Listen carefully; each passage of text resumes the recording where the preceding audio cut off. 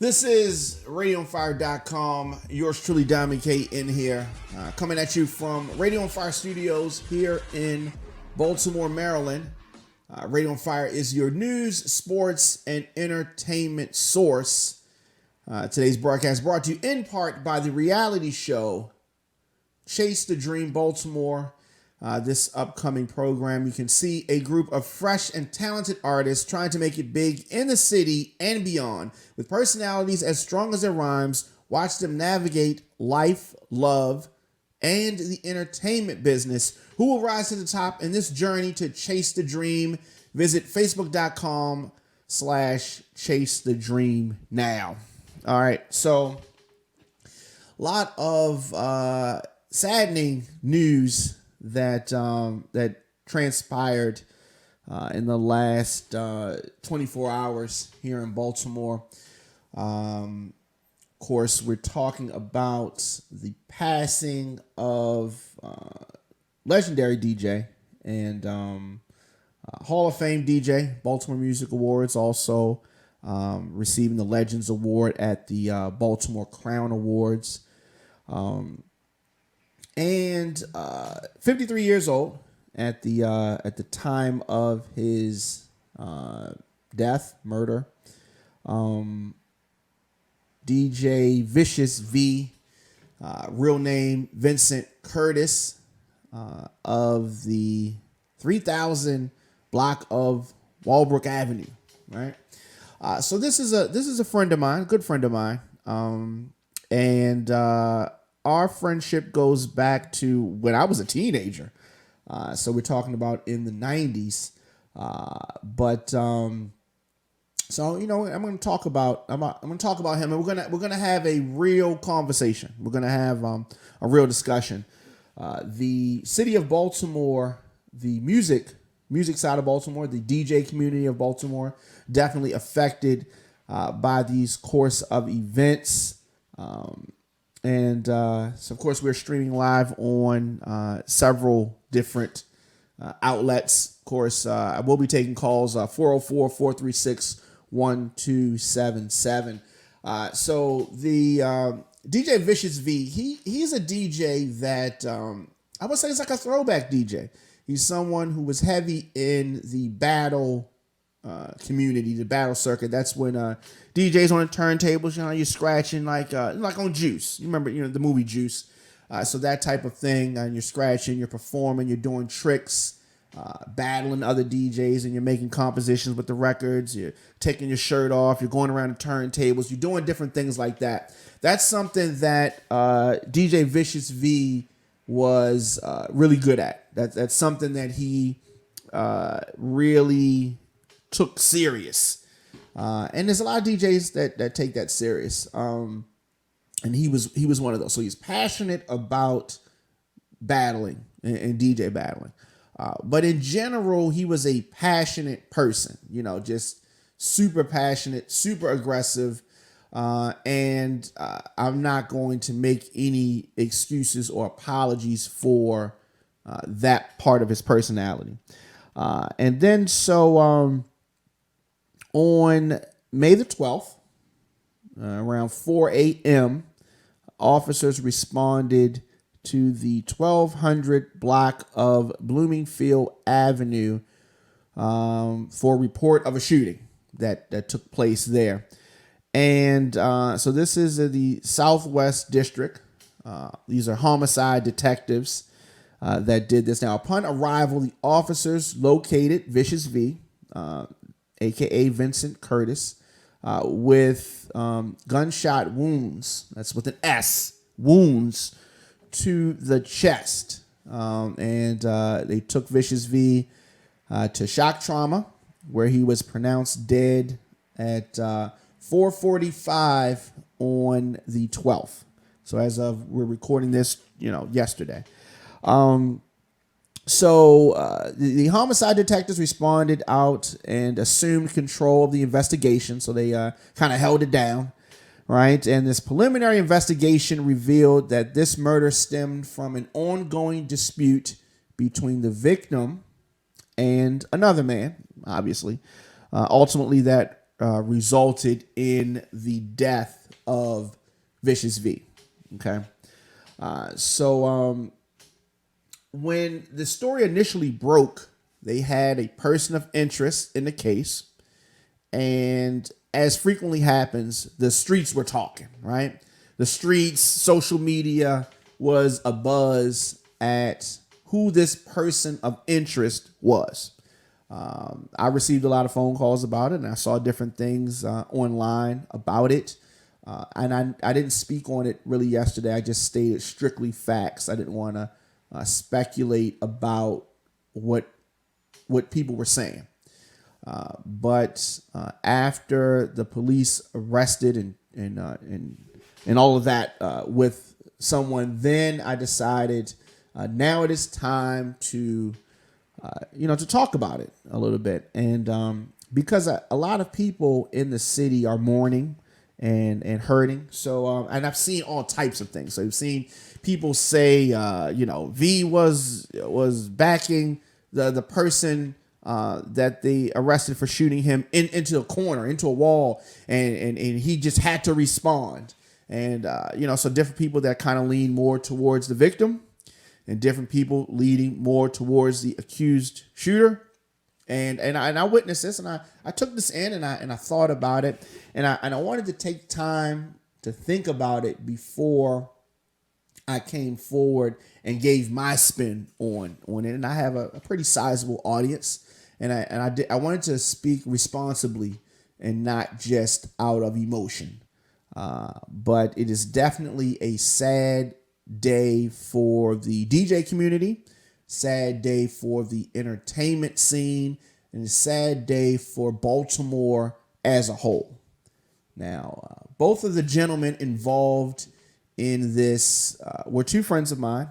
Most people know me know that my background is as a DJ here in the city of Baltimore, and initially as a producer, then as a DJ, then as a radio host. But I still maintain, communications with all of my DJ friends, as the circle and the DJ community here is tight and is small. So everybody knows everybody.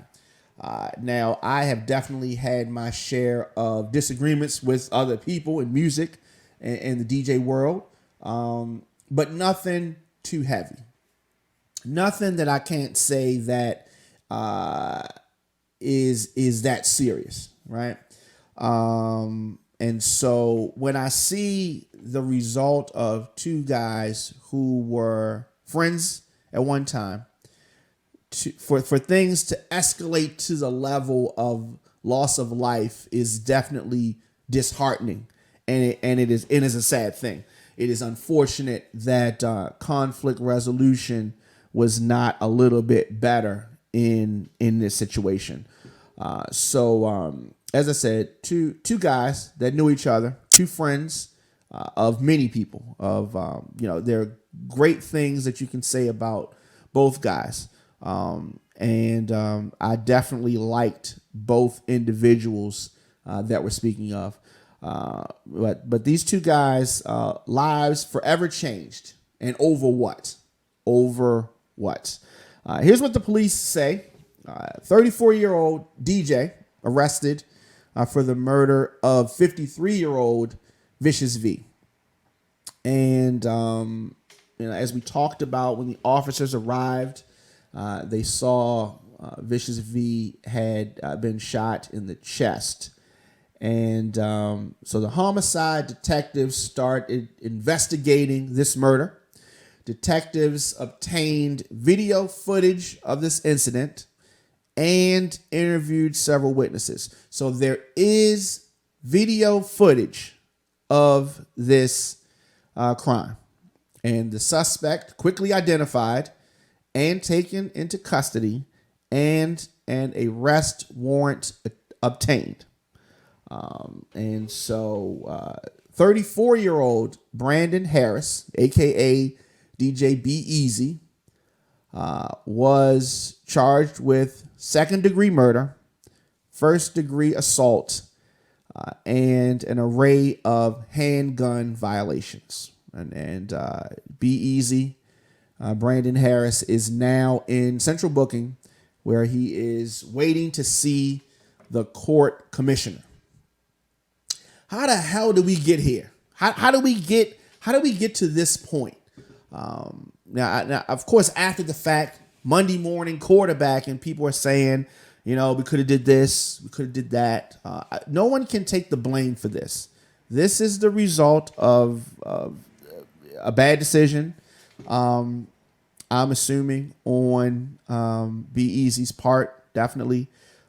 And I've seen a lot of different sides to this. A lot of people saying that they're angry, obviously, with Be Easy over his action to take Vicious V's life, and some people saying that he was backed in the corner and he was bullied, and I think that this really goes back to conflict resolution and how to handle situations, because as you can see, many people, more people than we can even count, affected by this action. And whether or not Vicious V, who was aggressive, who did at times bully people, but does that mean that he should have lost his life? No, I don't agree with that. I don't feel as though because Vicious was the type of person that liked to fight, if there was a situation that he felt warranted it, that means that he should have been killed. I don't buy it. I don't think that there's ever an excuse for that. So what if he was bullying him? Let's just say, okay. And let me say this: I'm not just taking Vicious V's side, because I like Be Easy. Okay, I like Be Easy. I saw Be Easy at the Jeezy show. We chopped it up. We hung out backstage. We walked in at the same time. I like him personally. And Vicious V, I like Vicious V as well. So when you have two friends that are, and in addition to the fact they were friends at one time. So I don't know how things got, sideways. I don't know how things went to the wayside. I don't know how that happened, right? But it did happen. Was I aware of the fact that they had a dispute going on? Yes, I was. I think that most DJs in our city, the city of Baltimore, were aware of what happened. Well, were aware that the two were not getting along. Definitely. But can you and I saw a lot of people say that they should have done something. We should have talked to her. We should have stepped in. Anybody that knows Vicious V knows that you cannot convince him to do anything he doesn't want to do. Shit, you can't convince me to do anything I don't want to do. So, I mean, you can say it, but that doesn't mean that would have made a difference. That doesn't mean that would have made him look at things differently. And I spoke with Kenny B yesterday, a mentor of mine for many years. I spoke with him and we talked about, just Vicious, just in general, different incidents that we witnessed Vicious get involved in over the years, and with other DJs at, DJ battles or just different things. And we talked about it and how those situations eventually worked themselves out, right? And different people that Vicious may have had issues with in the past. I saw DJ Tamil share a real nice story about how him and Vicious had some type of miscommunication, and then they saw each other in person and they were able to patch it up and work it out and everything was good. So I think that a lot of DJs in our community that may feel guilty, you can't feel that way, because a lot of times you thought that it was going to work itself out. You're dealing with adults, and you, as I said, you can't make a person do anything. If the beef was whatever their beef was, I don't want people to feel that kind of guilt for that. Now, my thing is that you have fighting, fist fighting, old school. I guess that's old school now. You have where weapons are involved. You have a bat, a knife, and then you have those. You can die with a knife. I guess you can die from a bat. But then when when you inject a gun into the situation, this is a final thing. This is what I call the nuclear option, right? Because yes, you can shoot someone and they won't die, and then you can shoot someone and they can die, right? But the nuclear option, once you introduce a gun, there is no coming back from the death, right? The reason why we in the world we have the nuclear weapons, and they're always hesitant to drop the bomb, because once you drop that bomb, that's it. You can't take it back. You can't apologize. That's it. And so once you let a situation between former friends get to the point where a gun is introduced, now you get to where we are. You can't take it back. You can't apologize, because as both guys' families and friends are affected. Here's the big difference, and I heard someone say this. Yes, both people are affected. Yes, both families have been affected, but there's a significant difference, and the reason why a lot of people, the outpouring of affection for Vicious V is slightly different than that for DJ Be Easy. And here's the reason. The reason is Vicious V is gone. We will never be able to talk to him again. That's it. It's done. Now, Be Easy, his family, his friends, they will be able to visit him. Whatever happens, they will be able to write him.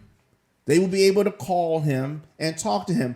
If he's in jail, then they can still go see him. Vicious, his family and friends, and some of those are the same people, they don't have that option. So the impact of Brandon Be Easy allegedly taking Vicious V's life, the impact for Vicious V and the impact for Brandon is totally different. And I want to make sure that people understand that I'm not taking sides. It is an unfortunate situation, and I am sad that this has affected both people. It's just one of those things. It hurt me to hear this. It does not shock me to hear this. I just wish that it did not happen. But such is life. This is where we are. And I think this thing's going to get a lot worse, because we got to go through a trial.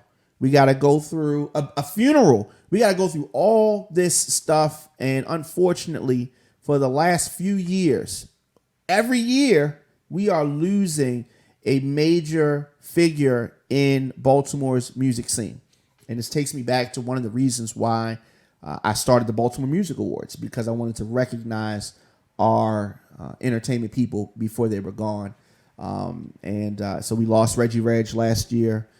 We lost Vicious V this year. Who are we going to lose next year? It could be anybody. It could be me.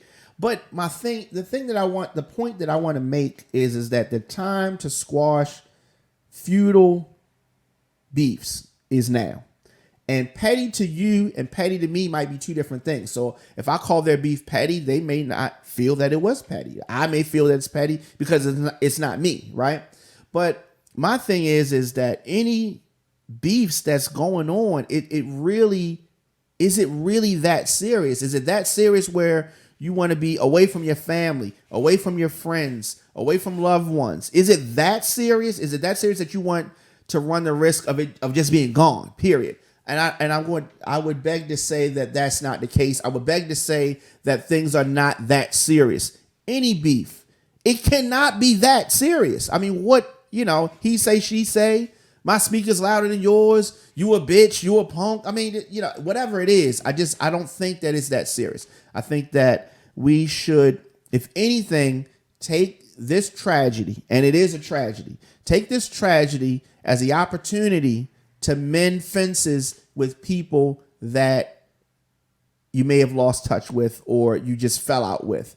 I think that we definitely should try to find that place. As I said, speaking yesterday with Kenny B, definitely a mentor of mine, we got to talking about DJ Equalizer, another good friend that I haven't spoken to since the Music Awards 2 years ago, I guess it was. And so I reached out to him, and we talked, and we didn't have any beef or anything, but it was just somebody I hadn't talked to in a while, and it got me thinking about different friends. And I reached out to him, and so we're gonna, hang out and chop it up, and all that. Now, had this situation not happened, I probably would not have reached out to him. And I just want to encourage people to, and as we get into this funeral, and as we get into this trial that's going to happen more than likely, I don't want people in the comment sections fussing and fighting. Fuck him, and you know what I mean? It's just, that's not necessary. Everybody's hurting. Everybody's sad. There is no winner in this situation. There is no winner. Everybody has their faults. Vicious V was not without fault, but no one is. And Be Easy is not without fault. No one is. No one's perfect. And I'm sure that if given the opportunity, Be Easy would probably do things differently of this crime that he is accused of. Now, we're going to be talking about this more. I'm sure I'm going to have people come through and talk about it and give their thoughts and their opinions of it. V was also, and thank you, Sean Williams, for saying this. V did sound for people throughout the city. So for people that are not in the know, doing sound, what that means is, when you go to a party, you have the speakers, you got the lights, you got the turntables, the microphones, you got all the things that make the party work that the average person takes for granted. Vicious was one of those guys that brought the sound, the speakers, to the event. So this, you could have an event anywhere. It could be outside. You could be in a hall that doesn't have any speaker system. So what do? You have to have a sound man come and lay down the sound and put speakers in the building. That was something that Vicious V did very well. He took his job very serious, and he was a very competitive person. So he was very competitive with other sound guys, and I understand that and I recognize that. He was a bit rough around the edges, so he was not always the most articulate with communicating with other people. And some people have like a love-hate type of thing. You either loved Vicious or you really didn't fuck with him. And I think he was one of those types of personalities. But anyway, he did sound for many DJs around the city and in clubs.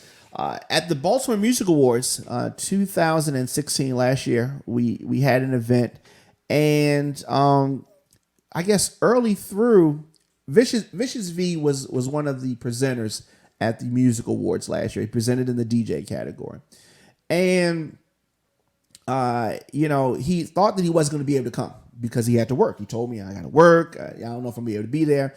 He also worked at UPS. So in addition to his DJing and his sound, he was an employee at UPS.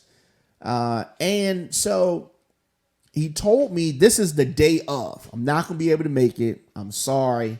And I was like, all right, cool. Because he's somebody who did sound for all of the events at the Music Awards. He did sound for every Baltimore Music Awards.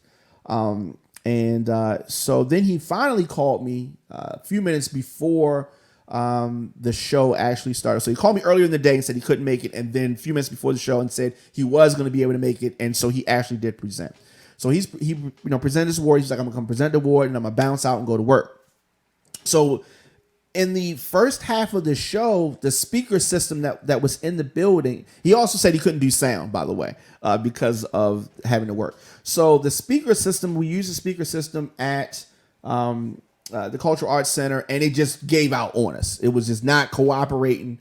V comes up to me and says, yo, little bro, you want me to get some speakers out of the car? He goes to the car. He's just there to watch the event. He goes to the car. He gets some speakers out of the car. He saves the day because we were going downhill with the sound. And he saves the day. He gets speakers out of the car. He plugs speakers up and just save the event. So there's a number of events. I've called him a number of times the day of something and said, yo, can you do sound for me at such and such event? And he's done it. And I'm sure that there are a lot of other DJs who he's done the same thing for. Now, some people may have stories about him where they say, I don't like how he treated me or whatever. And that's fine. And I understand that. But I'm just telling you about my stories with him. And was he over the top? Yes, he was over the top. He was over the top personality. Do people say, he was 53, so he should act his age? What the fuck does act your age mean? What does that mean exactly? He was who he was. And when you have someone who's younger who acts more mature, you say they're not acting their age. I mean, he was aggressive. He was hip hop. He could have been a bully at times, but he was a super, super nice guy. He was a super nice guy. And as I was talking to Kenny B about Vicious yesterday, I looked, when he told me initially what happened, I went instantly, I called his phone and I didn't get an answer. And then I looked back and I started to see what was the last communication that I had with him. When was the last texting that we had? So last time that I talked to Vicious actually was in January. And he did sound for me at a party in Glen Burnie. And that I didn't even realize that was going to be our last conversation. So he came in early, and I love Vicious because he was an on time type person. And I'm not going to do this. I'm not hold on a minute. Just give me a second. He was an on time person. Okay. And so anybody knows me knows that I'm not an on time person. So I love Vicious doing sound for me because Vicious would go and he would set up and he would be able to have something playing for that time, because I would walk in the party like minutes before it's getting ready to start, and I can just plug in my controller and just start the party.